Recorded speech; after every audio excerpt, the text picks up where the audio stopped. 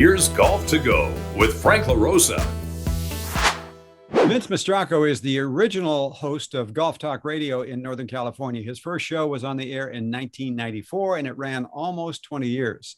Today, Vince is in real estate, and Vince Mastracco is one of the people who play the game. Vince, thanks for being with us today.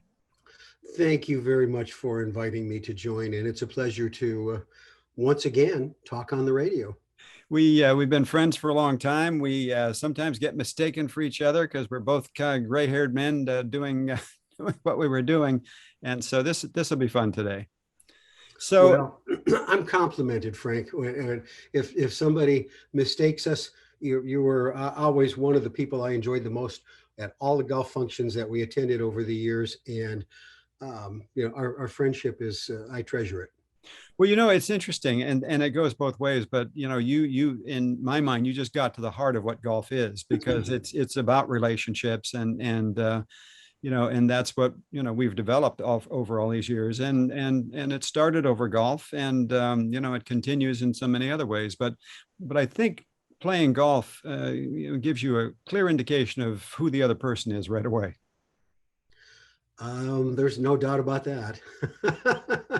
There's no doubt about that. It gives an indication of character, sensibilities, temperament, beyond ability. So tell me how, 20 years ago, how did this all start? What was the idea, and where did it go? Well, when it started, I owned a small boutique advertising agency, and boutique agencies are quite popular now, but they were not as popular at that time. But I had some clients, and I was invited to a cocktail party by one of the radio stations.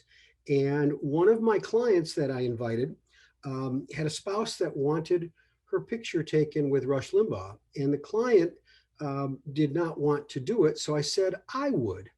So we took a picture, and then Rush and I struck up a conversation about what was going on in the world of talk radio versus music radio, as we were baby boomers. And the gist of the conversation was that he felt there were opportunities opening up in the world of talk radio beyond what he did. And I should say, his politics notwithstanding with me, he was a nice man. From the perspective of being able to talk shop with. So, and I wouldn't want to have intermingle any personal politics to that. But we had I don't know, it was probably I don't know how many minutes long, but it wasn't a long conversation.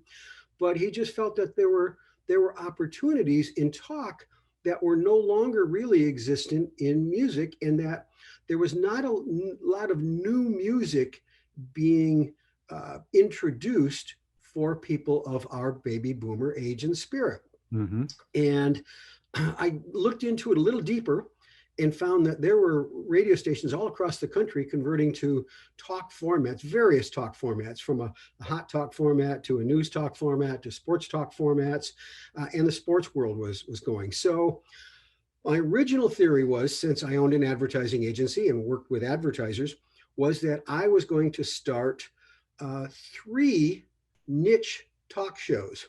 I was going to start a golf show. I wasn't going to host any of this stuff. I was going to start a golf show because that was the larger sport and was going through enjoying a nice growth spurt at the time. And a young man by the name of Eldrick Tiger Woods was still an amateur, actually.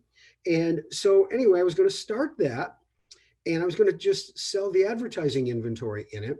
I was also going to start a tennis show, but the tennis market, that hit the time when the tennis market was beginning to tank, which it really did. And I don't mean, for people that love tennis, and I certainly understand the love of that, but the market itself started to just splinter, I guess. Mm-hmm. And then the other thing I was thinking that I would do, with the emergence of the WNBA and all that, was I felt that I could put together a show, a weekly show about women's sports, and really get a couple of former athletes, female athletes, to retired female athletes to host it and have women's sports discussion topics going on. And I thought that I'll do that and I'll just syndicate everything. How naive I was. Yeah, syndication's a total different game there. Yes, it is. Well, how forward was that thinking to come up with all of those ideas? And obviously, for the 20 years you were on the air, the folks that love golf were thrilled to hear you every Saturday morning. What were the early days like in getting that show started? Yeah, you had a co-host or two. I did eventually. I worked with 3 different co-hosts, and for a stretch of time, I did it solo as well. And I had a lot of guest hosts come in and enjoyed all of that. But even though I worked in media, being an advertising agency and involved with media, it took me about 1.5 years before I got somebody to say, yes, I'll put you on the air. And by then I did not have a host. So, and it was my vision. So I knew that I would have to host it and bring it about. But even with what we introduced, it went through a metamorphosis. And I think one of the key things that I used to say this on the air, if you really look at like sports radio, and Sports 1140 was home, that was my home. But you look at sports radio in particular, and you don't always find happy fans. That's what prompts a lot of the phone calls. And we went on originally thinking that we will just take callers and invite callers, but golf is a different world. Somebody might throw a club on the golf course, but they love the game so passionately, and they're so happy to have a tee time and to be going out and playing the game. They don't call to complain. I took very little of that over all of the years. So even in the early days when we found we knew that we were having some troubles getting the phones going, but we were not having troubles getting listeners because we were hearing about that, as we went forward during the week. Yeah. And so that began to transform the vision a little bit, if you will. And so I eventually felt that for me, what I wanted to know more of was all the aspects of the game and the depth. And I really wanted to interview tour players and bring them to life. I wanted to put them in people's ear, and because there wasn't much of that back in those days at all. And so a television soundbite is a couple minutes of often softball questions, and where I could get 15 or 20 minutes in depth and really talk about somebody's game, their life, where they're at today, what stage. And we had some wonderful opportunities in Sacramento because we had the gold rush at the time. And so we had a senior event that came in. First, it went to Silverado, and then it came over to Sacramento. So we had 2 weeks of senior tour players around our market at that time. And of course, always we have had the beauty and the symmetry of I think a very wonderful celebrity event at Pebble Beach and another absolutely phenomenal celebrity event all by itself in Lake Tahoe. And it just gave me this rich field of very remarkable individuals to go and approach. Well, and you had more luck approaching them at the time, I'm guessing, because there wasn't that many venues for them to be able to talk to somebody. Yes. It did become a little bit more laborious as time went on. Fortunately, as time went on, I had made some contacts, but I noted it early on. And in fact, at first I don't recall what players, but a couple of times when I introduced myself on the driving range to a player and said, I'm doing a radio talk show about golf, they went, wow, that's how unique is that? And of course that changed. Yeah. Who stands out of those early interviews that you really were excited to interview and got you going? Well, boy, that sort of gets into the stories of it. But I've said before, the first major interview that we did was with Gary Player, and good start. The way this interview came out, I talked to Gary at Silverado, and said, he said, well, let's sit down, let's talk here. And I said, I don't have a co-host with me. My co-host was working elsewhere. And so I said, what I'd really like to do, since this is the beginning of us doing feature interviews, is I'd like to be able to set up a time to record so that I can get my co-host, make sure all is okay there. And he said, well, it'll still have to be a bit on my schedule because I travel so much, but give me your number and name, and I will reach out and have someone get a hold of you. And I received a call from his then manager, a guy by the name of Glenn Greenspan, who eventually went to work for Augusta National, and I don't know where he's at now. But Glenn called me, and we set up that initial interview. And Gary was so generous with his time. We probably took a 15-minute interview and made it into a 25-minute interview. But Wow. And early on, we also did a wonderful interview with Larry Nelson. And Larry Nelson, if you think back in time, was this very quiet, shy PGA champion. Yeah. And he was tickled to be with us. And so we did some stuff really with senior players. And then, then I began to move it towards the junior tier tour, as I would call it, and went from there. And then of course, as time went on, we morphed it to the point where we did do just some driving range interviews. It was wherever you could get somebody and Sure. go from there. In 1994, the Golf Channel was coming about, and they had their main on-air talent was an acquaintance by the name of Peter Kessler. And Peter told me about contacting Byron Nelson. That was the 50th anniversary of Byron's phenomenal victory year, and that he might be open to it. So I got a hold of Byron, and he said he'd love to be on the show. That's great. And he was so tickled to be on the show. And here's this guy that was of this stature, this huge stature, and not only in the game and then in the broadcast and in the broadcasting world and everything. And he just enjoyed being with us so much that when the show was over, he had my home phone. Before I could even get home, he called and talked to my wife and wanted to know how she felt about the interview.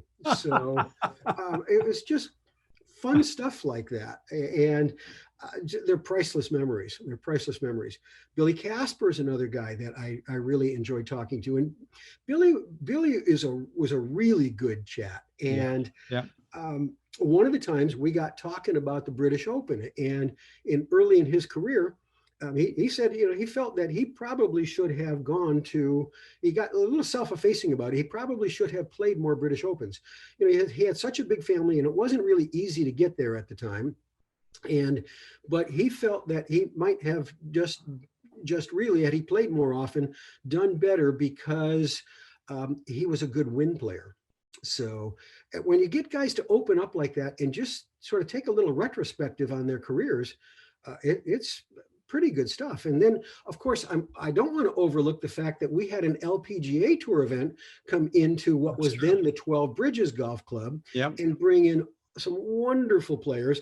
And that was at a time, again, as women's sports were really evolving. And I got into just a brief conversation, not with a microphone, just as a chat one time with Julie Inkster about the fact that when we were growing up, a girl that played sports probably would never have been a homecoming queen. And that was changing to the point where, you could be a homecoming queen and an athlete. And, I think that's where we're in a wonderful position now with sports participation in general for our society. Absolutely. The notion of your format too gave people an opportunity to open up, to find out that you were safe, that you were going to ask questions to make them look good, as opposed to the soundbite, as you say, where I just need an answer to something so I can get it on the air tonight. The ability to become friends with these people, as you obviously did, was certainly an advantage to you. I felt like it did, and I felt that what I could bring was a more conversational style, because I'm just kind of casual and that's it. So Now and then you have to ask a tough question, but it's funny you ask that because, as you know, my daughter has gone on to become a sports writer and now works in New York City. And she's principally a print and online writer, but does do some broadcast stuff because as a teen, I would bring her in the station. She'd hang out and do phones for me for a while. But we've had plenty of conversations about sometimes I feel that you can ask a tough question, but your tone of voice and your choice of words can set a tone of defense on something like that, or offense and get a defensive answer from a player. No If question. you ask a difficult question, like you're curious without an agenda, I think sometimes you get a better answer. You get more of a story, and storytelling on the radio is awesome. Painting pictures. That's my phone. Let me decline this call. I thought you had a duck. Yeah. Well, it's a quacky world that we live in. Yes, it is. So, this is called People Who Play the Game, and I want to get into your golf game in a bit here. But Oh dear. of all of the people that you did interview, and wow, you certainly named some great ones and great stories. Is there one that stands out that just meant the most to you? Oh gosh. Oh gosh. Um, no, because they all meant so much to me. But I will say there was one press conference when I cried. Wow. Stuart Appleby, after a British Open, his wife, who had caddied for him on the mini tours, he was there, and they were at an airport and unloading clubs to depart. And the caddy somehow or other had left his car in reverse, or not the caddy, the cab driver had left his car in reverse and gunned it to join traffic. And Oh my gosh. his wife was killed. Oh, And so Stewart went into, he just wasn't available for anybody and wasn't playing for an extended period of time. And then he came out to play in the PGA Championship at Sahalee up in Seattle.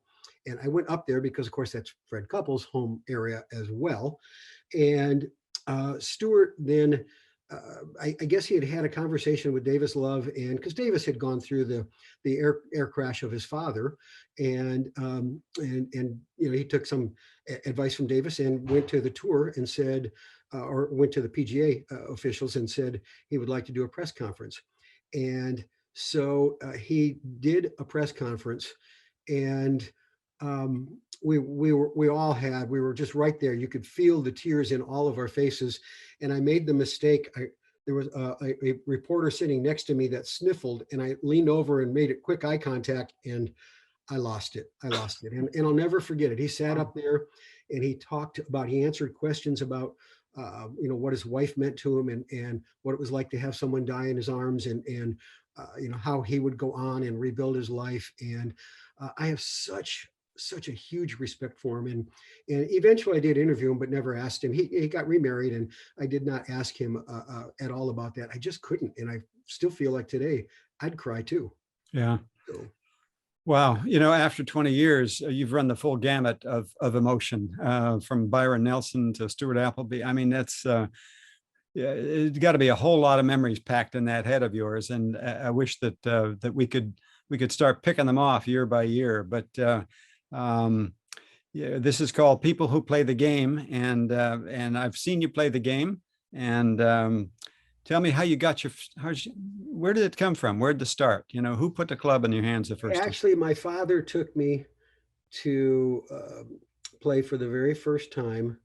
We were living in Southern California, and I was a baseball player, and I was avid about playing baseball. But my father had gotten into golf, and he said, "You want to go play golf?" And he took me to a 9-hole course in Colton, California, outside of San Bernardino. And I think that they had evening golf. And I teed off on a little par 3 course, and I hit my first green in regulation.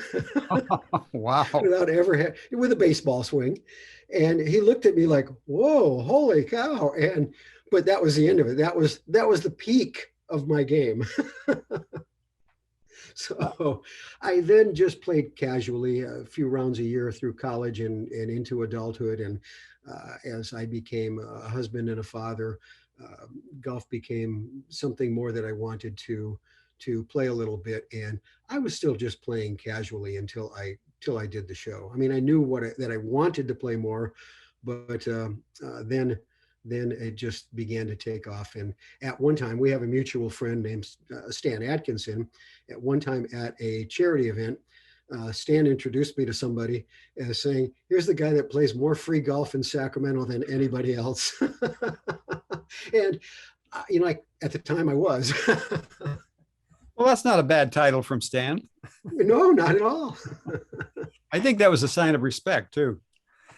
I love Stan, and I often encouraged him to keep going with his game. The last time I played with him, he was getting better. He was doing natural golf, and he was, yeah. He was hitting the ball straight, and not all that far, but straight. And I just thought, boy, it's coming along. And then I didn't see Stan for a long time. He said, "Oh, I just felt like I was too old." It was like, "Oh no, Stan."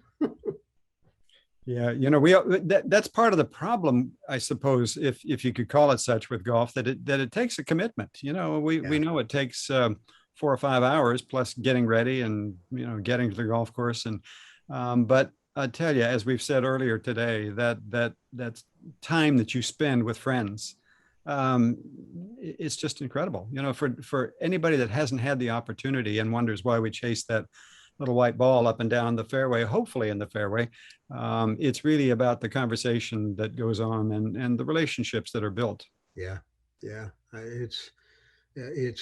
There's so many wonderful elements of golf. Yes, there's frustrating elements, but there's these wonderful elements that you just can't replace in anything else that I've done. And you and I both suffer the same issue that because we talk about golf on the radio, people think we're great golfers. Yes. I do have a quick story for you on that. I know you want some stories, and I always wanted stories out of the people I interviewed. I'll give you a quick story. So Jim Otto, for a few years, the Raiders Hall of Famer, yep. Was doing a tournament at Auburn Valley Country Club, and it was it raised funds to fight cancer, as Jim had done and himself. So anyway, I was invited to play as a celebrity. And so, and of course, that's kind of like heady stuff, but they made me go in the room with the other players. I stood between Lincoln Kennedy and Big Ben Davidson to sign, to autograph, memorabilia. And I'm going, what in the world am I doing in here? And they're looking at me like, who the heck are you? Where'd this shrimp come from? But anyway, we get to the first tee. And it was sold out, A groups and B groups. So I introduced myself to the people I'm supposed to join. And there was a retired Raiders Hall of Famer with the A group ahead of us, showing, a Super Bowl ring and all that. So my guys were doing, "Where's your ring?" "Well, I got a wedding ring, and that's all I've got." And so as the banter kind of starts, and these guys were imbibing a few spirits too, early in the morning. But one of them goes, "Well, you're a talk show host. You handle a microphone." I goes, "We want to trade. We want a real athlete here. We're going to see if we can trade you to these guys." So I said, "Hey, okay, I'll play with any group. I'm playing along with it." So the 3 guys tee off, and then the retired player tees off, and he shanks it about 35, 40 yards with a driver to the right. And he looks at his guys and he says, "Well, I'll tell you what, airborne for me on the first tee is a good thing." So I looked at my guys then and said, "Still want to make that trade?" That's beautiful. What who's the most engaging celebrity you were around and maybe had a chance to play with? Tommy Dreesen, comedian Tommy Dreesen. Tommy Dreesen was awesome. He just, I had, I don't know, Tommy on 4 or 5 times over the years. And, and he's what would we saw? He's a comedian that not many young people will know now, but back in the day, and he was always on Johnny Carson's show. Yep. And he toured as an opening act for Frank Sinatra. Not a bad gig. And he's an avid golfer who was usually involved in a Saturday morning money game at Toluca Lake. Toluca Lake was where Bob Hope lived. And so the conversation with Tommy could go anywhere across the spectrum, from entertainment to emceeing events to comedy, and you never knew what was going to come out of Tommy's mouth. And even from there, he told me a story about Yogi Berra one time. He was emceeing an event that was honoring Yogi at a golf tournament or somewhere, and back east. And he went up and introduced himself to Yogi at the table, and to say hello and say, "Hey, I'm MC for the evening." And when Yogi reached for him, he knocked over a drink and he spilled it all over himself. And Tommy said, "Oh, Yogi, I'm so sorry." And of course, Yogi, being Yogi, said, I did it to myself. That's that's okay. Happens to me." And so just those things. Tommy Dreesen was fun. I had Glenn Campbell on once. Wow. And he was fun. And the reason that Glenn, in his later years, yes, there was Alzheimer's and that, and there were some DUI arrests in that. But when in his peak years, the LA Open, Right. at one stretch in time, was the Glenn Campbell LA Open. Yep. And people don't realize, he was the marquee name for that PGA Tour event at one stretch in time. Indeed. So, yeah. One interview that didn't happen, and we'll get this in, was on our 13th anniversary. Everybody encouraged me to not do recorded snippets of previous interviews, which I love doing, and replaying good quotes and things. But they said, you should do something else. And we got a hold of Byron Nelson. Oh. And he said he'd come back on. By then, Byron was quite elderly, and it was going to be the week before his tournament in Texas, was how we had planned it out. So he was going to do it. And we talked to him on Monday. I didn't. Somebody that was helping me set it all up talked to him on Monday. And he said, "Yeah, looking forward to it. We're good." On Friday morning, and I had fed this to the Bee and to other media. On Friday morning, I got a phone call. Byron was ill and could not do the show. I was like, "Oh my God, what do we do now?" And we didn't have a plan B. Fortunately, we called Ken Venturi. And Ken Venturi at one time told me at a function at Hagen Oaks that he had two great mentors in his life, and they were Byron Nelson and Ben Hogan. And so we called Ken. He was home, and he said, "Not only will I do it, but I'm honored that you called me. Thank you. Yes, I'd love to step in." And so the next morning we said we were supposed to have Byron Nelson. For those of you, we do not have Byron, but we have Ken Venturi with us, joining us now. And he was gracious and wonderful. What a great pinch hitter. Oh my gosh. That was a home run, a pinch hit home run. Yeah.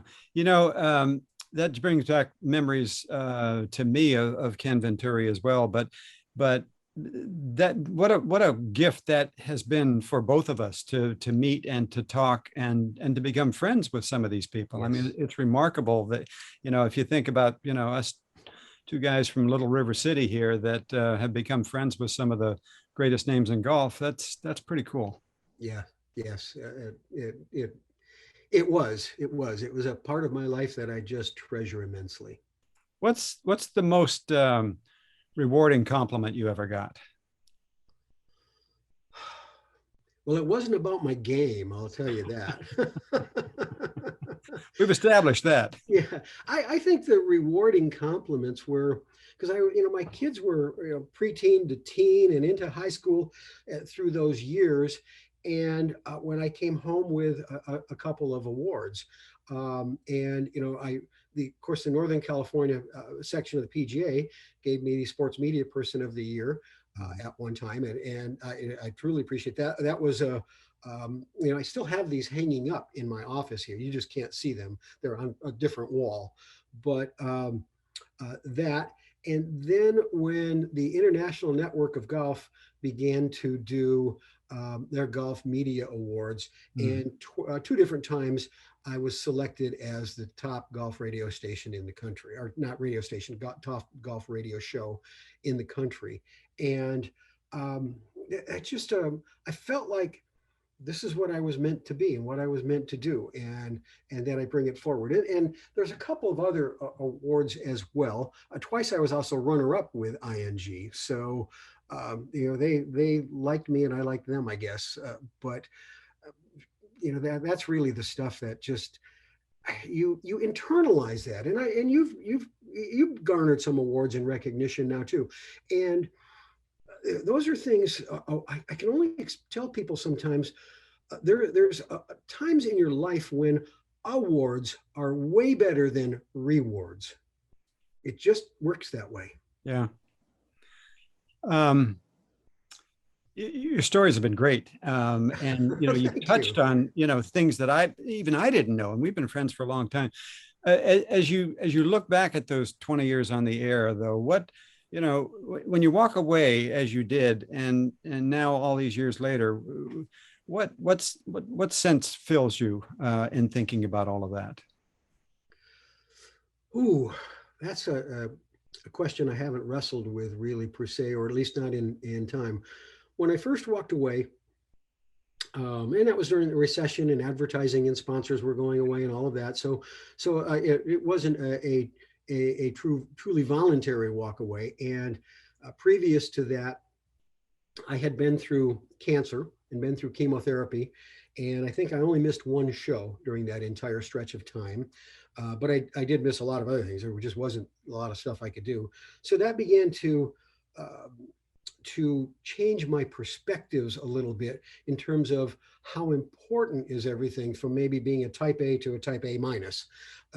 And I kind of went from there. By the time the show ended, I felt that 20 years of filling 1 hour, and for 7 years, 2 hours of time, maybe it's 5 years, but a number of years, 2 hours of time with basically on one topic every week for 20 years, just golf, that it was okay. I felt like I needed a hiatus, but I wasn't sure whether I would want to come back or not want to come back. And I think I always actually wanted to come back, but I just got too lazy to put it all together again because it was just, I just sat back. And so here I am. This I'm fine. I'm feeling a great joy with this.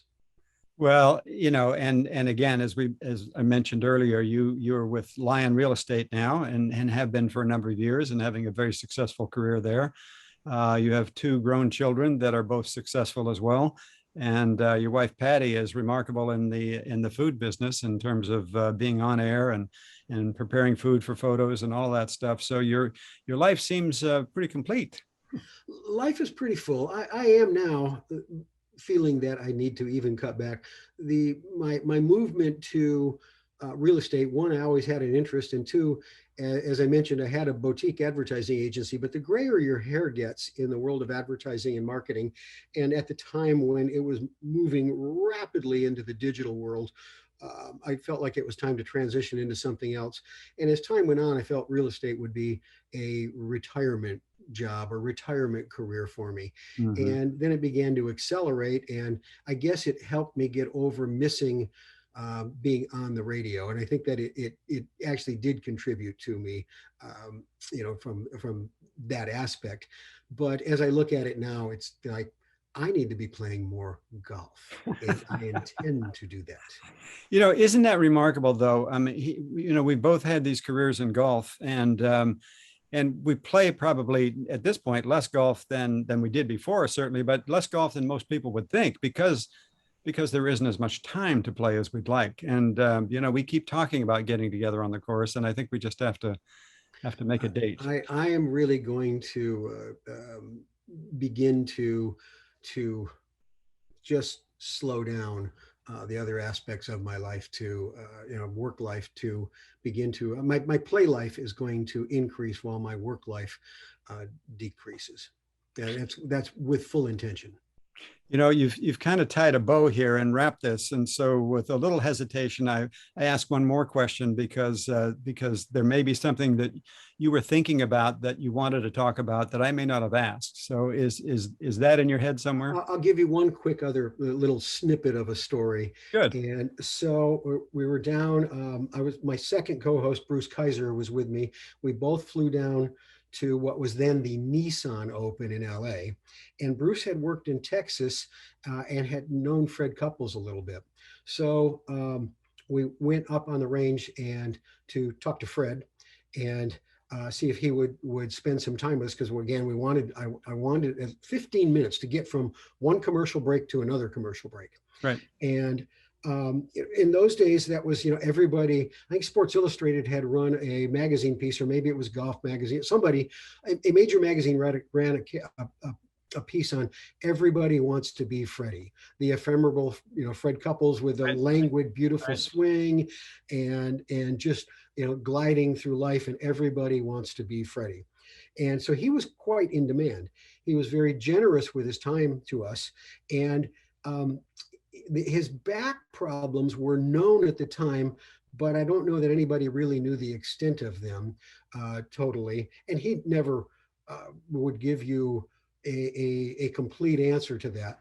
But we were on the range. We squatted down for some of the interview. We were on our knees. We stood up for some of it because he was in such pain. And so at one point I did say, well, Fred, what are the exercises you have to do? And in perfect Fred Couples fashion, he goes, oh, I just lay on the floor and twist. And I knew, I looked at Bruce and I knew that was all we were going to get out of Fred for that. That was a Fred Couples answer. Well, I think I'll go try that right now. Vince, this has been great, and I know we could go on for hours as we have on the golf course, and, and lying to each other with stories and just having a good time. What a remarkable run you had for the 20 years. And, you've been a great friend to many, being on the radio. I mean, you have people out there that ask about you all the time that you're not aware of. And so that continues to reverberate. And, I appreciate your friendship. I appreciate, the relationship we've had over the years, and appreciate all you've done. And thank you for being one of the people that play the game. Thank you for having me. And I'll tell you what, that the appreciation of that friendship goes both ways, my friend. I'm glad to see you filling the hole in this market for long form golf radio and just doing everything that you're doing. It's awesome. Good to see you. Thank you.